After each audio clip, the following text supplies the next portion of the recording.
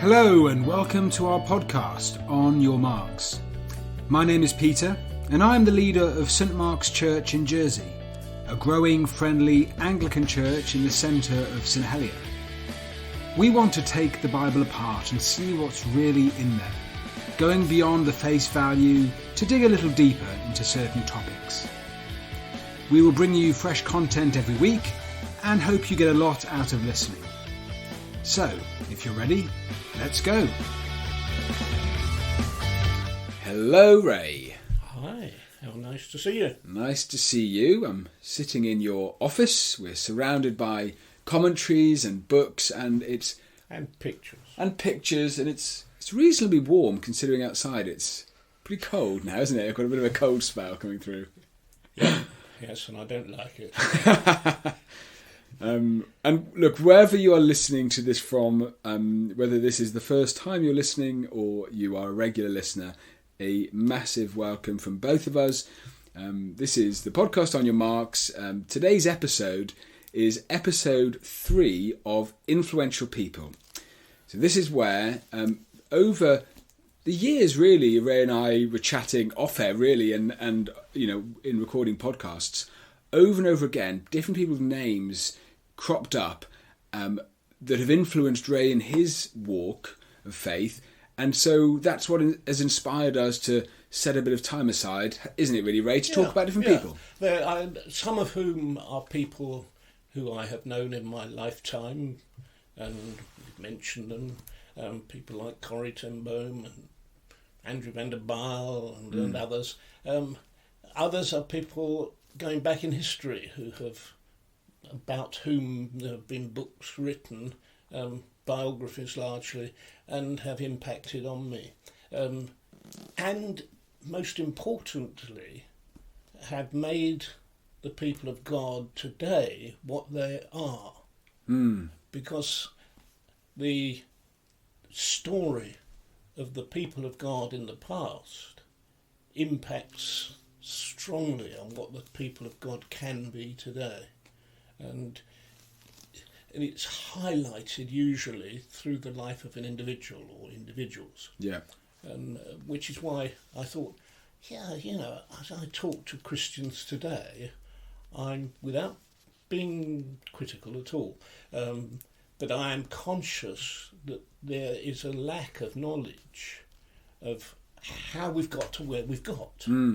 Why are we the people of God that we are? And, when you talk of things like the charismatic movement, now, who are the people behind that who have impacted on the life of the church today and make us what we are? So today's episode is going to be, we're going to break from sort of the routine of what we were doing before. Well, we're going to break from continuity. Because we were kind of going chronological, and a lot of the names we covered in the last 2 episodes were very personal to you as a young boy to a young, an adolescent to a teen and into college. So very personal. These people are actually, predating you, 2 of them definitely, in terms of when they lived. And okay, interesting. Yeah. And I mean, let's take an example. Yeah, who are we going to start with? Let's talk about George Whitfield. Okay. Now, that name probably won't mean a great deal to a great number of people. It means nothing to me. But if I was to say Charles Wesley, that might mean something. Yes. They were contemporary. They knew one another.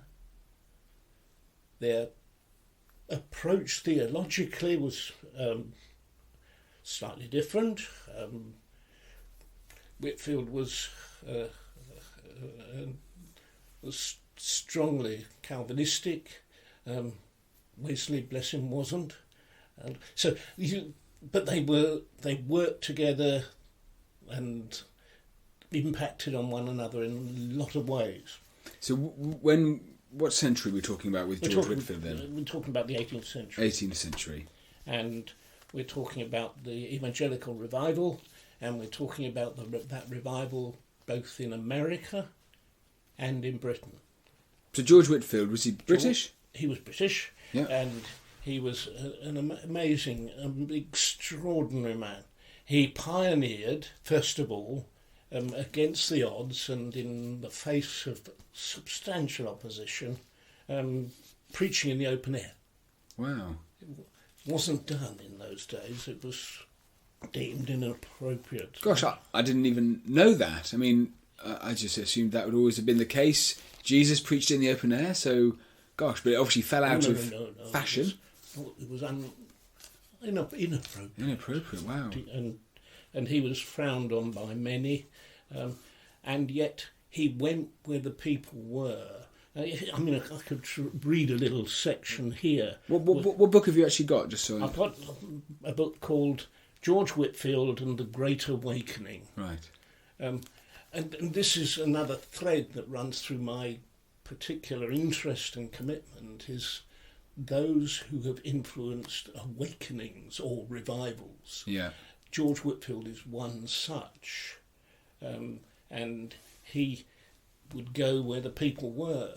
When he went to Glasgow, half the number of people who lived in the city came out to hear him. So, say that again. He went to Glasgow, and half of the population of Glasgow came to hear him. Good grief. Now, I can't imagine that, can you? No. But that's how it was. And he went to Bristol. And Bristol, there was quite a bit of mining in the Bristol area. And he spoke to the miners. He stood on the little hill on this Saturday, February the 17th, 1739.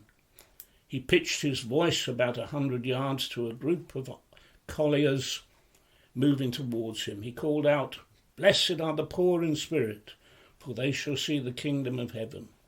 The miners stopped and stared. A parson in a cassock, gown and preaching bands, holding a book and audible at 100 yards.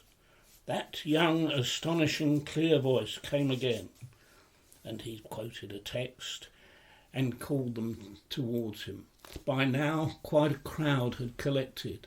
Almost all were coal miners, the grime of the pits making them look like Indians indeed. George told a story which made them laugh.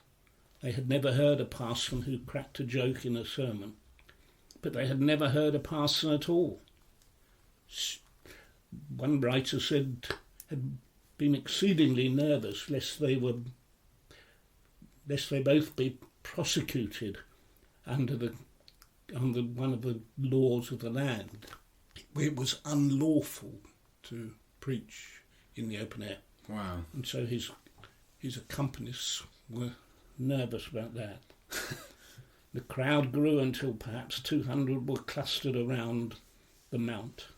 George Whitfield spoke of hell, black as a pit, of the certainty of judgment for evil done.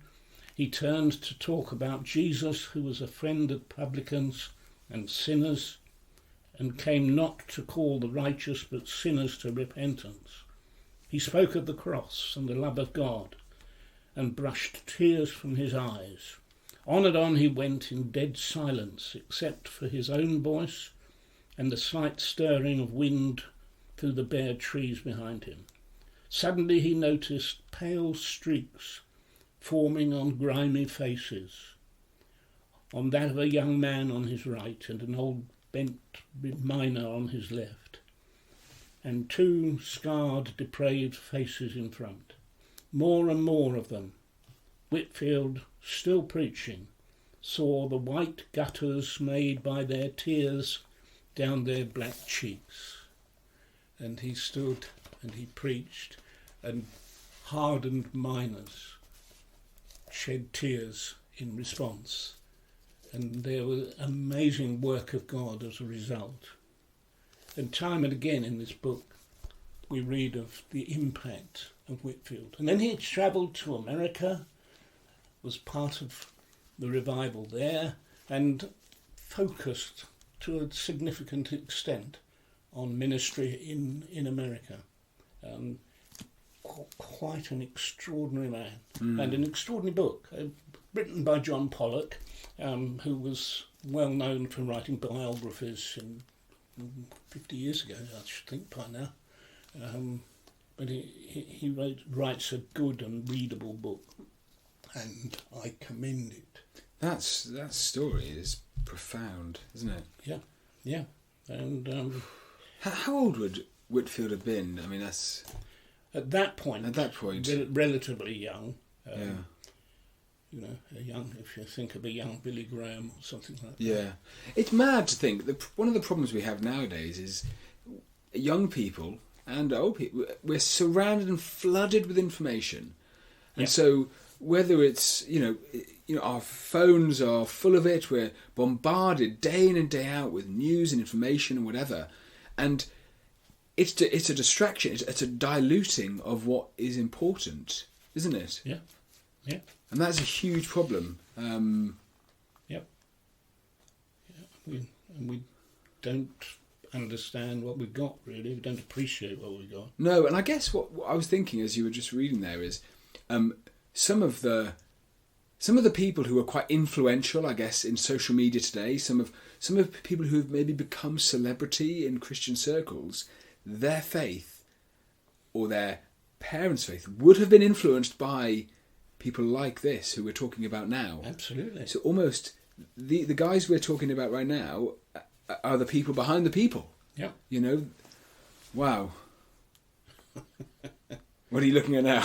Oh, no, I just... Ray's leafing through the book. I'm enjoying it, but I mustn't get well on. Do you want to move on? Because that's a very brief highlight, but I think we should return to in another episode and talk more about individuals. We'll see how things go, but yeah, we can. I've got another name written down here, and this is from the next century, and this is Hudson Taylor. Hudson Taylor, one of my heroes, from humble beginnings, frowned on by the establishment as so many of the saints were, and he had a call to go to China, and nothing would stop him because God had called him, and it's amazing what he achieved in a lifetime. He believed in identification with the local community, so he dressed as a Chinese. Wow. And traditional, and was immensely effective in communicating at a great cost. And this is another thing that impacts on me when I read these histories, that it cost them dear to go in answer to God's call on their lives. I think Hudson Taylor was outlived by most of his immediate family. That's the other way round, sorry. He outlived most of his contemporary family. Several died in China. Gosh. It was a tough life. Because a quick search I did, he spent 50 years in China. Yeah. Oh, yeah. Just until the turn of the 20th century. Yep. He was quite extraordinary. And here's a typical story that he told. He said, as they left their boats the first day and were going up the steep stone path made for pilgrims, little Gracie, his daughter, noticed a man making an idol. "Oh, Papa," she said earnestly, "he doesn't know about Jesus, or he would never do it. Won't you tell him?" Little Gracie was about 8 years old. Gracie, oh wow. And pleading with her father to tell the Chinaman about Jesus. Her hand clasped in his, Mr. Taylor did so, the child following with eager interest. Farther on they came to a shady place and sat down to rest. Grace's thoughts were still full of what had happened, and she seemed relieved when her father suggested that they should pray for the man they had been trying to help. We sang a hymn, he recalled, when every memory of her was precious. And then I said, "Will you pray first?" She did so. And never had I heard such a prayer. She had seen the man making an idol. Her heart was full, and she was talking to God on his behalf. The dear child went on and on, pleading that God would have mercy on the poor Chinese and would strengthen her father to preach to them. I never was so moved by any prayer. My heart was bowed before God. Words fail me to describe it. And now, a week later, how dark the shadow that had fallen on that father's heart. Beloved brother, he wrote on the 15th of August, I know not how to write or how to refrain. I seem to be writing almost from the inner chamber of the King of Kings. Surely this is holy ground. I am trying to pen a few lines by the couch on which my darling little Gracie lies dying. Her complaint is hydrocephalus. Dear brother, our flesh and our heart fail, but God is the strength of our heart and our portion forever. It was no vain nor unintelligent act when, knowing this land, its people and its climate, I laid my wife and children with myself on the altar for this service. And he whom so worthily with much of weakness and failure, yet in simplicity and godly sincerity, we are and have been seeking to serve, and not without some measure of success. He has not left us now. Now that typifies the degree of commitment and sacrifice in two contrasting recollections. They happen to be back to back in timing. That a little girl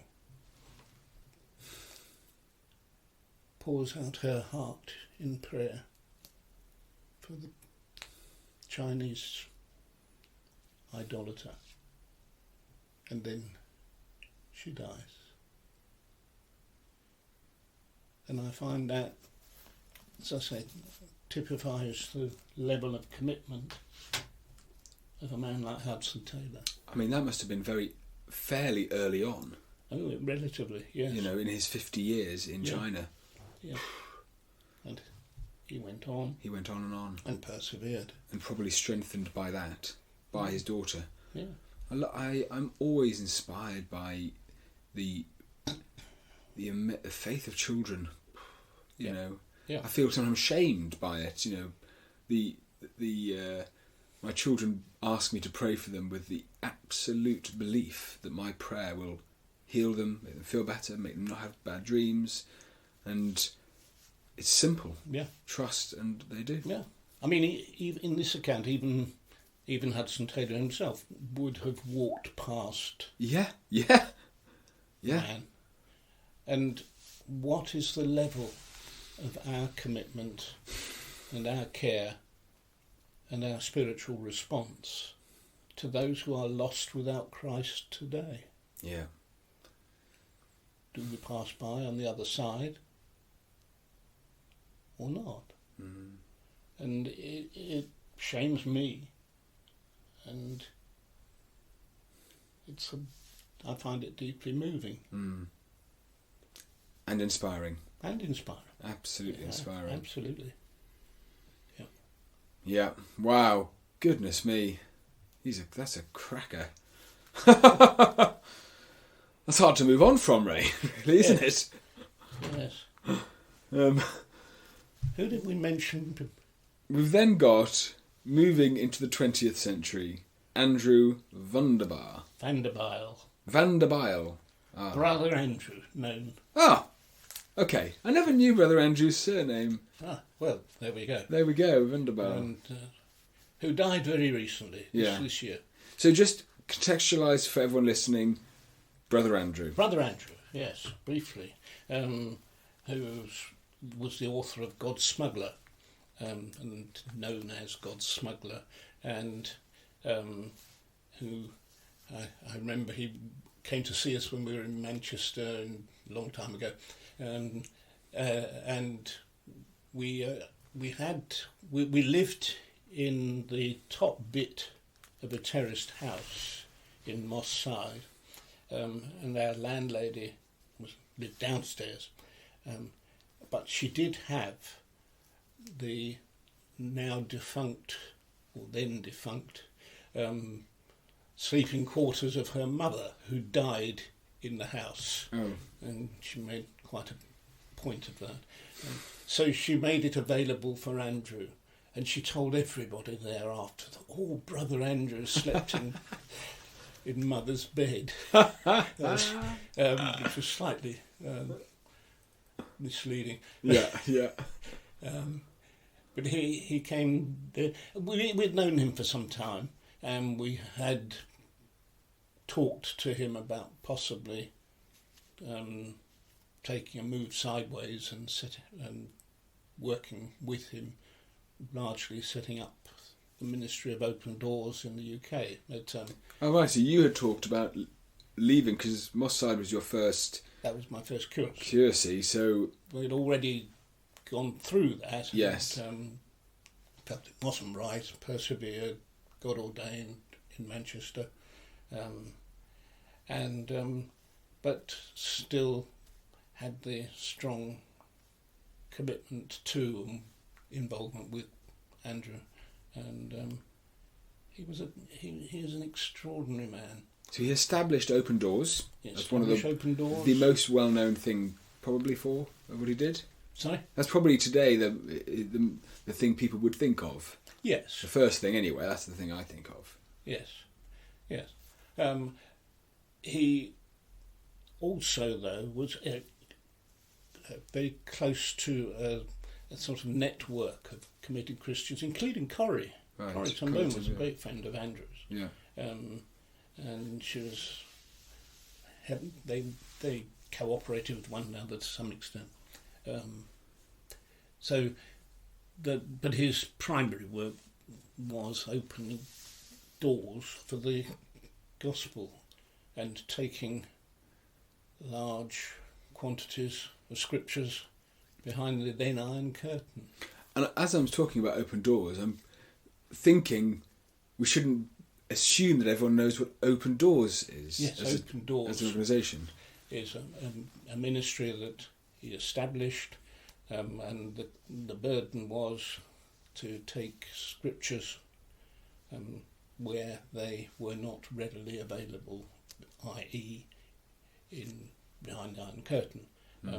And his prayer was, and if I get it right, may God who made blind eyes to see, make seeing eyes blind.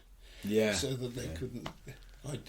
And he would always leave a Bible in a relatively prominent place in a vehicle, so that it wasn't by human means that he got them in.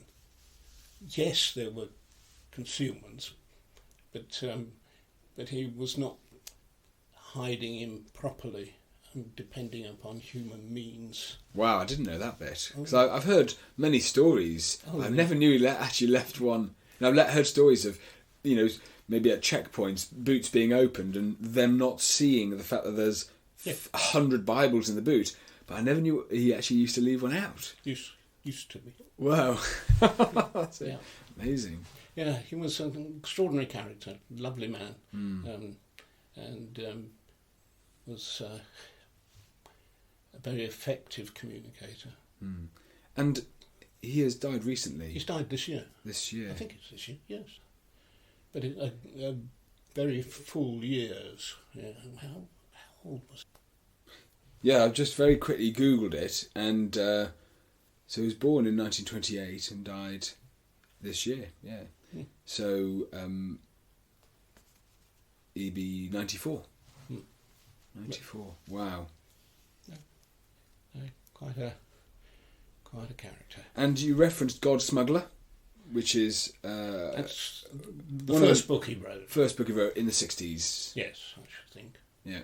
And really focusing on the so-called smuggling, which I think was perhaps not the best title because he didn't didn't really smuggle. He took Bibles. Yes. And he took 1 million Bibles to China at his first, I think it was. Goodness me. Yeah. And wow. he, but primarily started off in Europe and spread to a worldwide commitment. What impacts you most about Brother Andrew then? I think his total focus on his call from God, and he was just so committed to that. Yeah. And wouldn't be diverted. So. That is inspirational, really, isn't it? Because I think that's good. That is a challenge for today and moving into the future for young people with so many distractions. Yeah. Hear a call from God, stay focused. Because the reality is, I'm sure he had distractions as well. Yeah, of course there were, but it does, but that seems relevant today in the number of frequency and intensity of distractions through smart devices. But hear from God, stick to your call. Yeah. Vital. Right, that's probably all we've got time for today. Yeah, fine. I just want to recap the 3 people, just because what I'd encourage is anyone listening to Google these guys, to look into books they've written, their stories. So we've got George Whitfield from the 18th century, Hudson Taylor from the 19th, and Brother Andrew Wunderbaum from the 20th. Yeah. So look into them. And yeah. I mean, they may seem random, but they're not. They are people of God who have had a pioneering impact on the life of the church and have changed the church forever. Yeah. Now, that changes us. Yeah. And begins to make us, as Christians, what we are. Now, it's good that we understand the roots of that. The things I will take away from those 3 people is George Whitfield, so bold. Absolutely. Stepping out, breaking the law, but he's reaching down to the meek and the humble, the guys who, going down the coal mines, in this one story. I'm sure there are many others, but being bold and courageous. Hudson Taylor, I mean, that story with his daughter, that's going to stay with me. Following, he of course was following God's call, but having his daughter listening and after losing his family, persevering in that. Pressing on. And with Brother Andrew, as we've just concluded with, sticking to his call and just relentless, just not being diverted. Yeah. Fabulous. Well, we'll have a chat in the next few days. We'll see what the next episode of Influential People brings, but thank you for your time. Not at all. See you next time. We do hope you enjoyed this episode. Don't forget to like and subscribe and share with your friends on social media. And please do get in touch with any suggestions or comments you may have. Thanks for listening and see you next time.